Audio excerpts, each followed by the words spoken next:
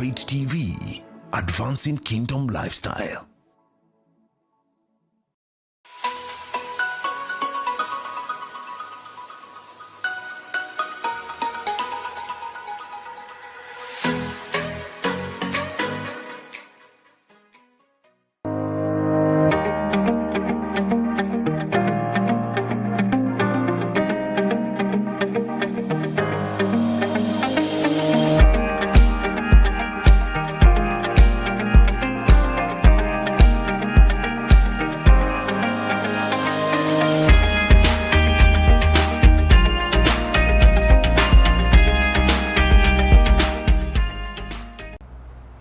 Good evening, ladies and gentlemen, our viewers. Welcome to another episode of the Gigi Report. I'm your host, Godfrey Gichuki, and as usual, we are live here at Elevate TV Studios, and we are so pleased that you can join us for an exciting episode of the Gigi Report.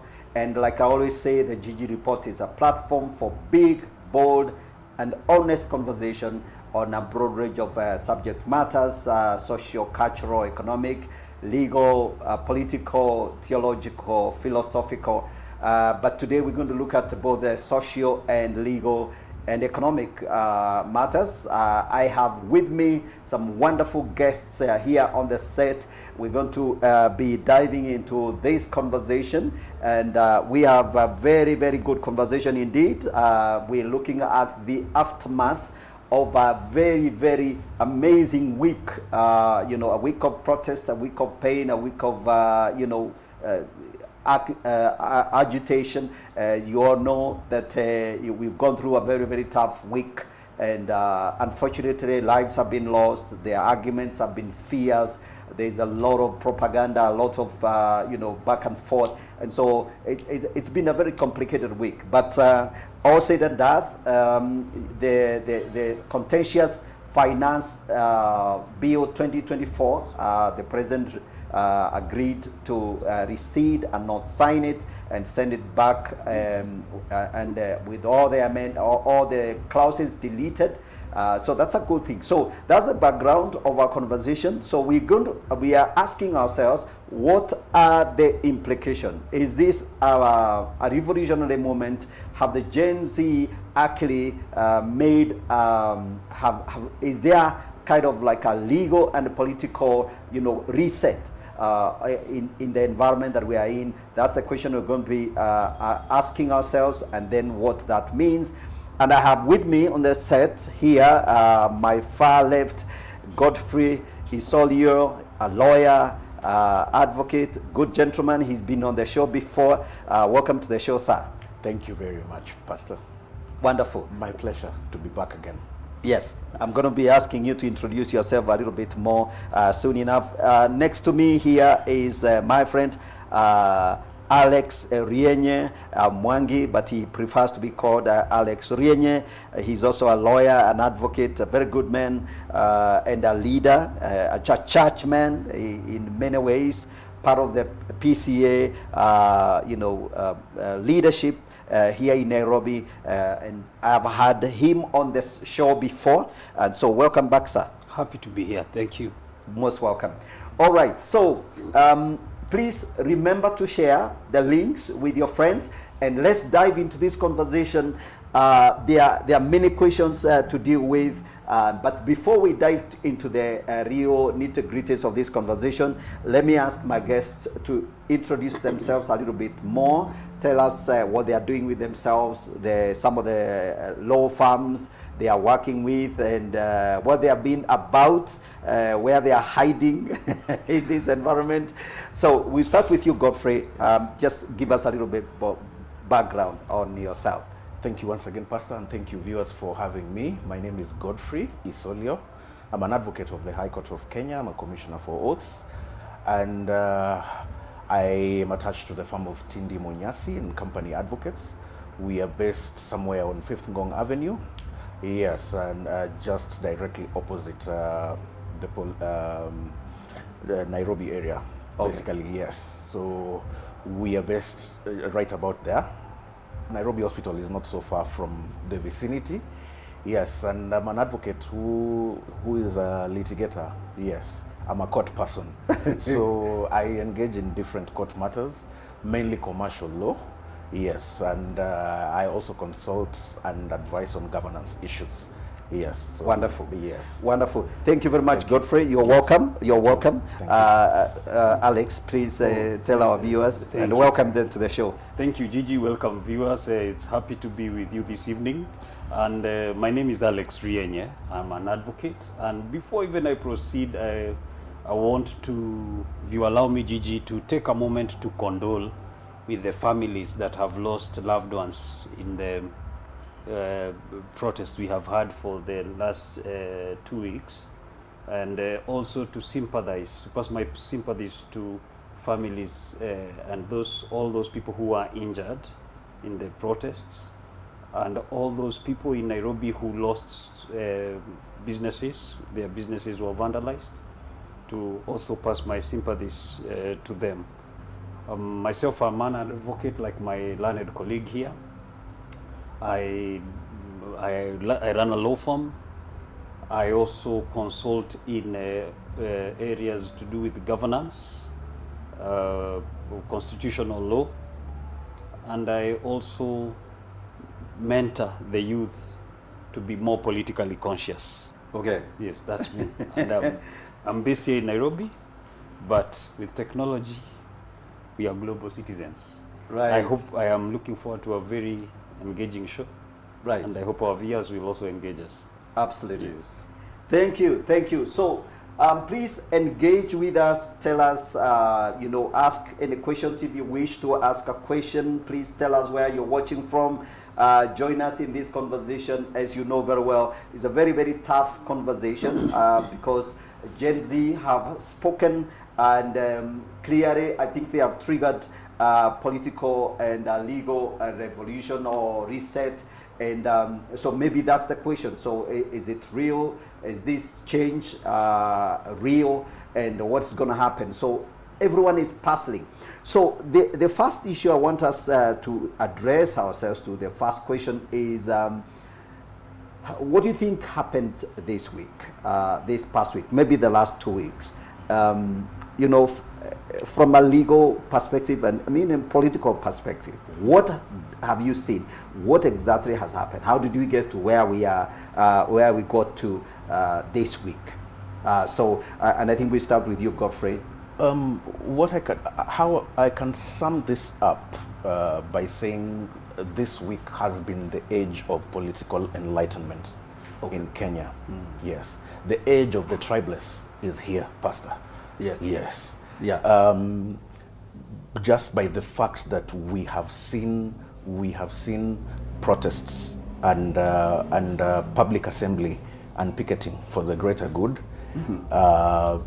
regardless of tribe, regardless of background, regardless of which community you come from, Kenyans came as one for a common cause. Yes, there was nothing to do with tribal assemblies. This is something that has basically woke up the government to realize that the way forward is the age of the tribeless. Yes, this is now the age of the political enlightenment that we have always been hoping for. The Kenya we want. Yes, the Kenya we want does not include issues of segregation in terms of tribe, segregation in terms of your upbringing. People have different capabilities. People have ability to contribute in different ways, in different capacities, and these contributions actually are what is making the older generation realize that it's time to take the new generation that is coming up seriously with their issues. There has been, in the years gone by, in the years past, there has always been an assumption that the youth, generally the millennials and the Gen Zs who have recently now fought, into their space, they've fought for their space, and and want to be heard, basically. Yeah. Yes, there's been an assumption that generally these particular two generations have been apathetic to issues of national importance. Okay. But no more, because now they want to get involved. Yes, these are the same youths who are no longer interested in going abroad for studies. They want to build their nation. They want to make merry here. Okay. They want to make they want to make their dreams come true within the Republic of Kenya. And I think that is the way to go. Yes, that is the way to go. Why should we be sending our most productive generation out there to go and build other nations while they can do it here? They can be productive here. I'll they come can back contribute to issues of national importance. So that is why in my opinion, I believe that, you know, the age of political enlightenment is here, and more so the age of the tribeless is here, whereby we are forging ahead. We are moving into the future as one nation. Wonderful. Thank you. That's brilliant. Very well put. Very well put. The age of the tribeless, the age of Political enlightenment. Political enlightenment Yes. is here with us. That's Yes. absolutely amazing. Yes.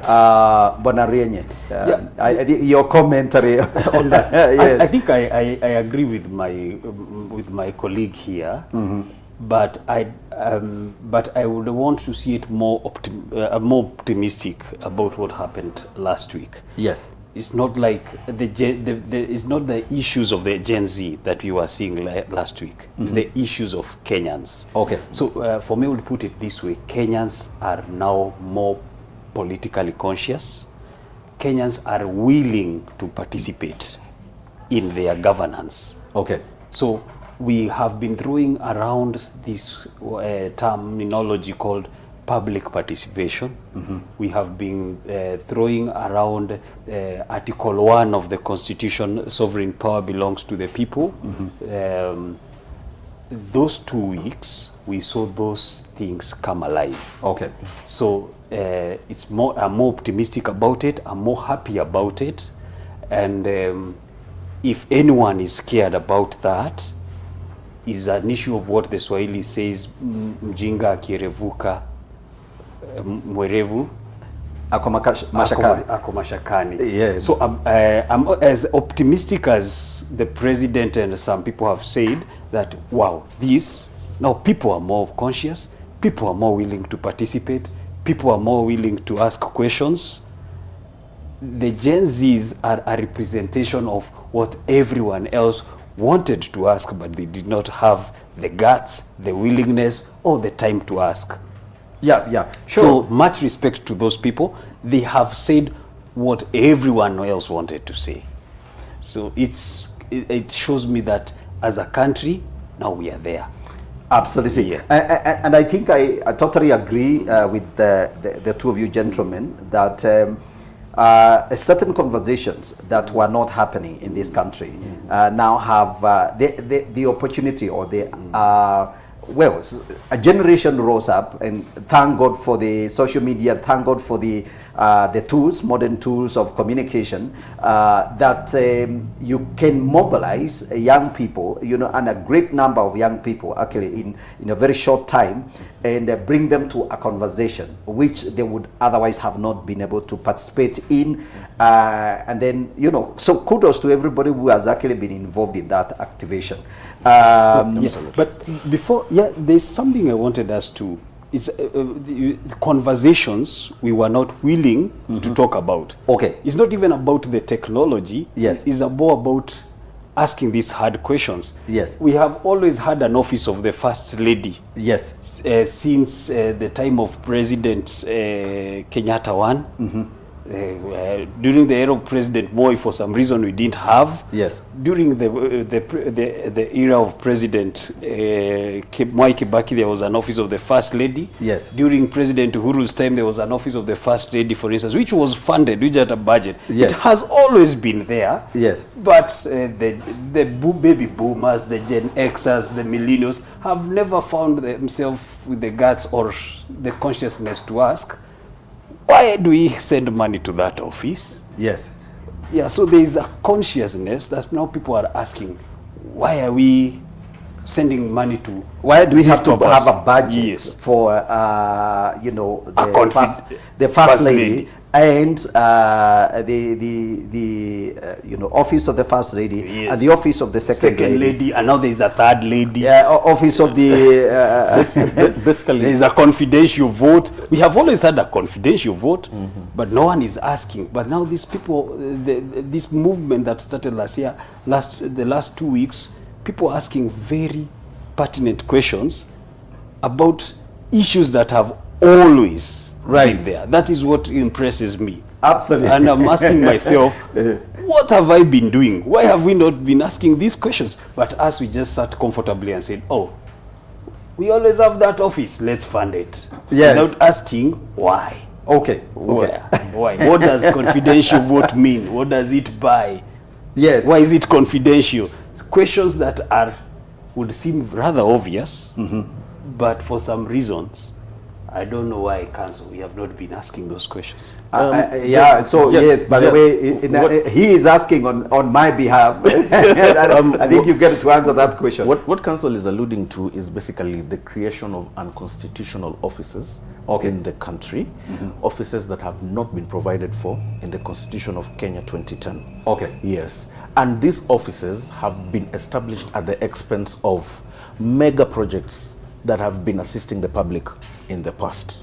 I'll just give an example. There is a project called Linda Mama. Okay. That was very popular.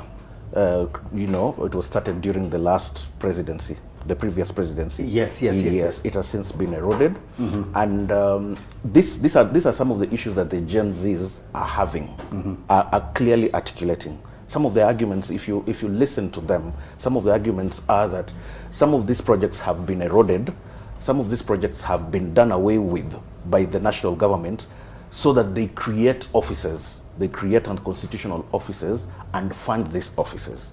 You see, so if you look, you know, in the grand scheme of things, some of these offices are not really helpful, to the current and to, you know, to the future generations that will be coming.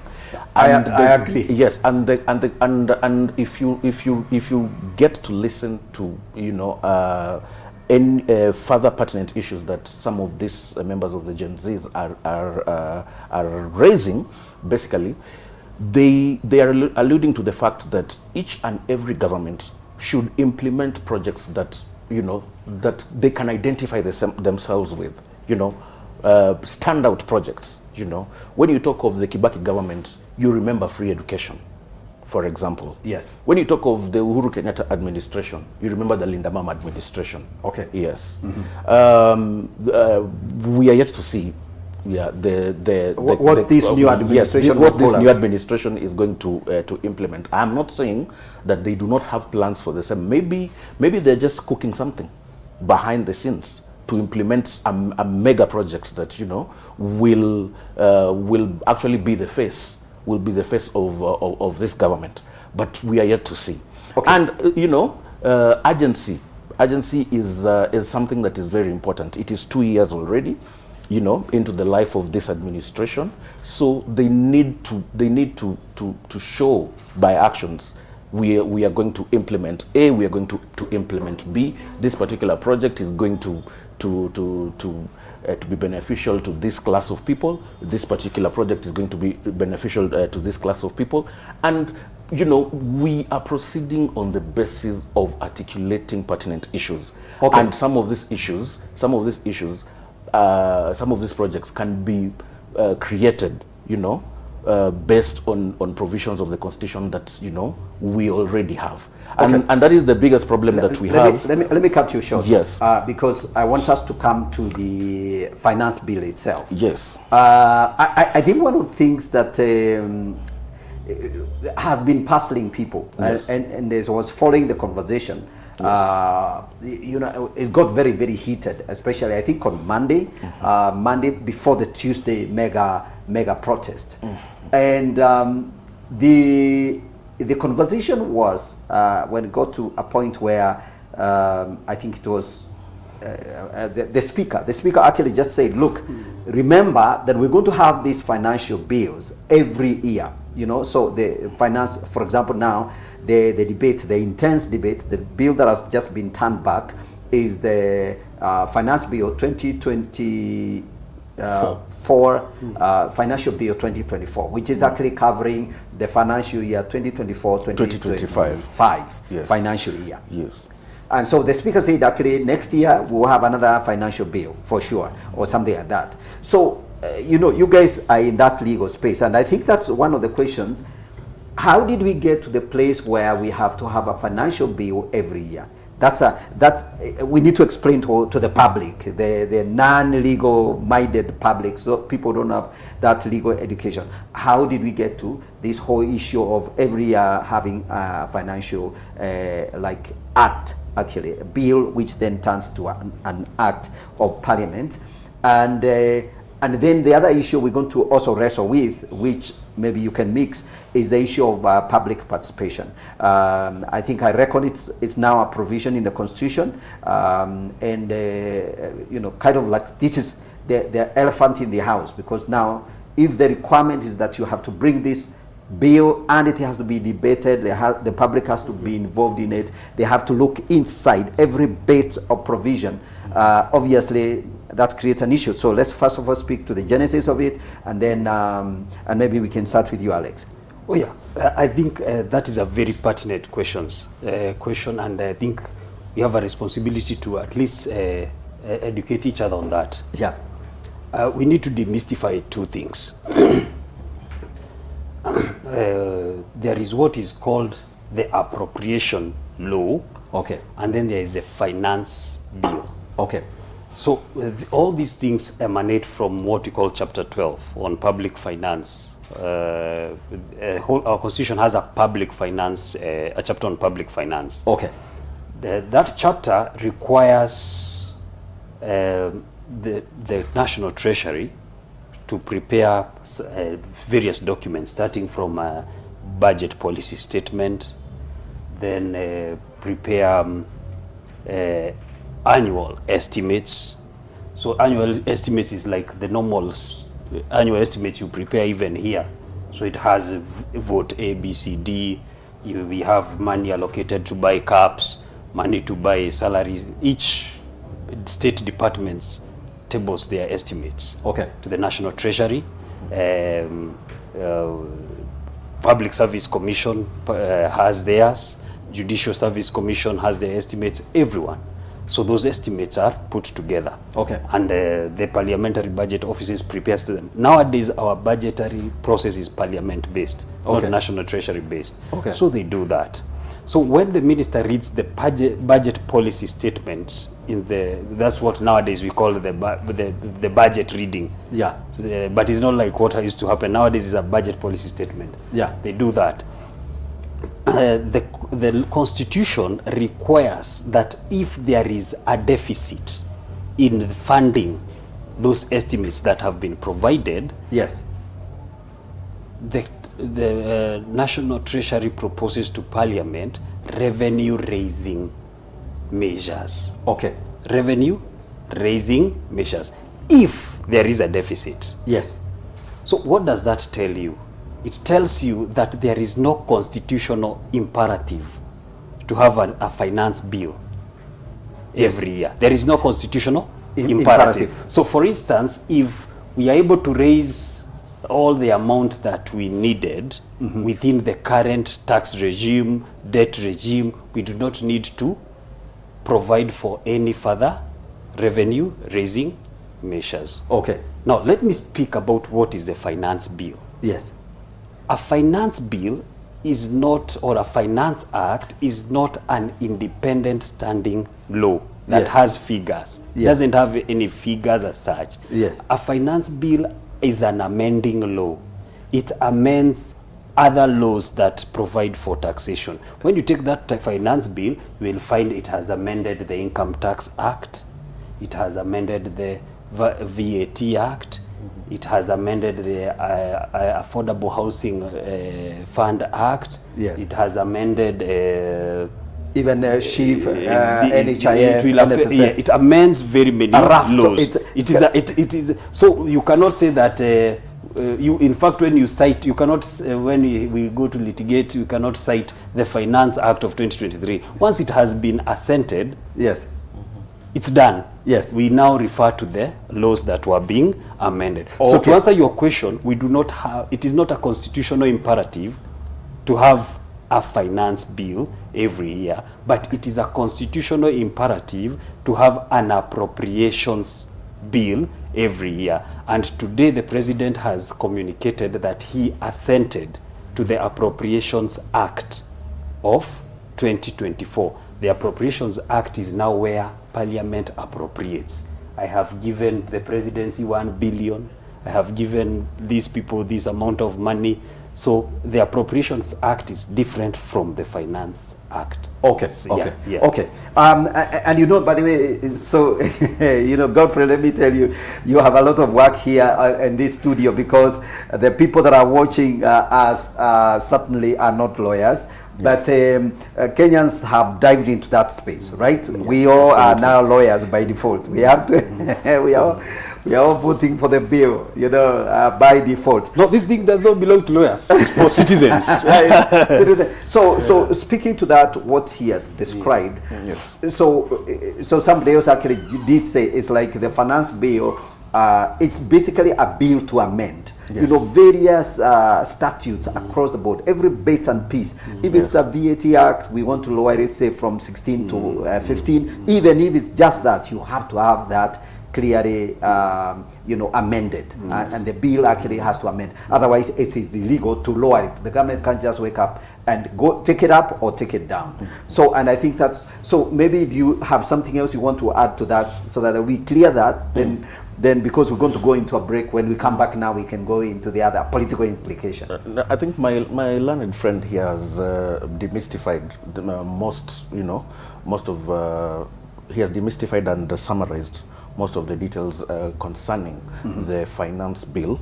It's basically, to put it in layman's terms, it's a statement of accounts. You know, a statement of account for each government department. Okay. Yes, each government department. You basically just table, you know, a budget. You know, each department, what it needs. Okay. This particular year, maybe the Ministry of Water Resources reached out to a number of areas in the country, and they finished projects to do with the creation of dams. And maybe a certain amount of money, say 5 billion, had been used, but you know, the completion of those projects the government maybe has not completed the said projects. So, as my learned counsel has alluded, you know, it is basically about making adjustments. Yes, you're making necessary adjustments, and this is where the problem is, Pastor. This is where the problem is. Is the finance bill making necessary adjustments? Absolutely. And we're going to go into a short break. Yes. Yeah, that's the big question. Yes. That's the big question. Yes. So they opened up the Pandora box. Exactly. So we can see what is inside there. Exactly. We can see their locations. Yes. I mean, those have come out into the public. Yes. Because of the need for public participation. Yes. So we know, for example, and I'm not too sure I have the numbers of my head, various allocation, yes. You know, repairs, yes. And the upgrade of one of the state houses.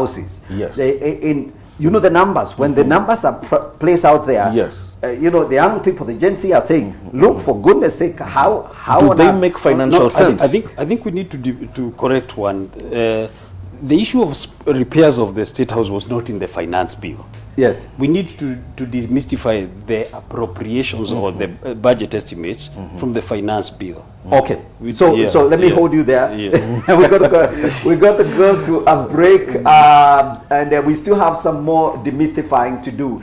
So stay tuned in, follow this conversation. We are trying to break it down, and my very good, wonderful legal experts here are breaking it out for us. So let's take a short break. When we come back, we return to that very big question, what's going on and what are the details. All right, let's see you in a short while.